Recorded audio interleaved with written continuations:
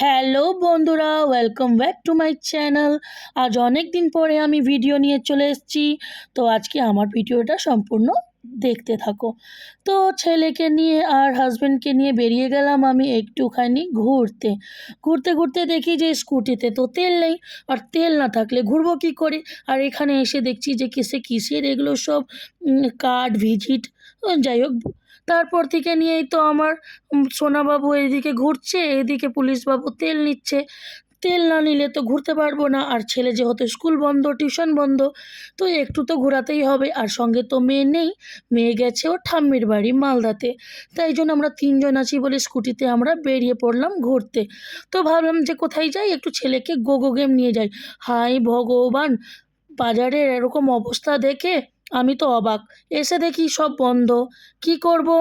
আবার নিয়ে আমি ওকে চলে গেলাম অন্যদিকে, যে যাই একটু ঘুরিয়ে নিয়ে আসি।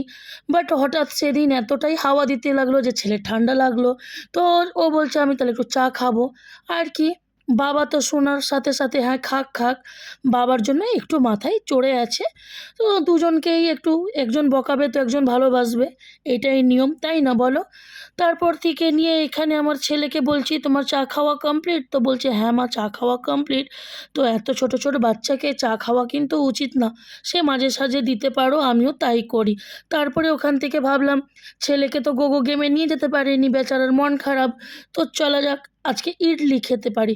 তাহলে আজকে রাত্রে ডিনারটা আমরা এখানেই ছেড়ে ফেললাম। ডিনার করতে চলে আসলাম আমরা এখানকার আমাদের ফেমাস রেস্টুরেন্টে, সাউথ ইন্ডিয়ান রেস্টুরেন্ট। এসে নিয়ে দেখি পুরো তো একবারে ভর্তি রেস্টুরেন্ট। তারপরে দেখলাম যে জায়গাটা ফাঁকা হয়ে গেল, তো আমরাও বসে পড়লাম।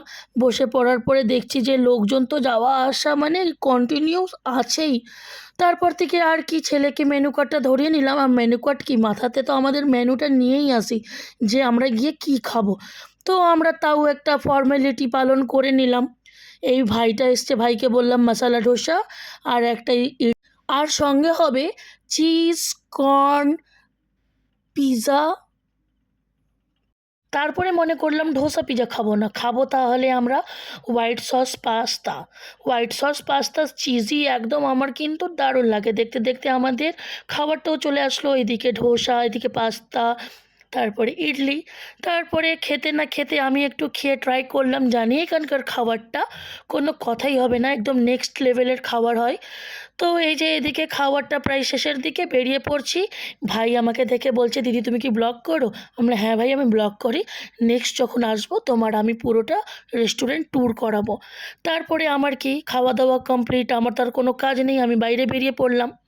আর পুলিশবাবুর যেটা কাজ পেমেন্ট করা, সে পেমেন্ট করছেন। তাহলে চলো ভিডিওটাকে আজকে এখানেই শেষ করি।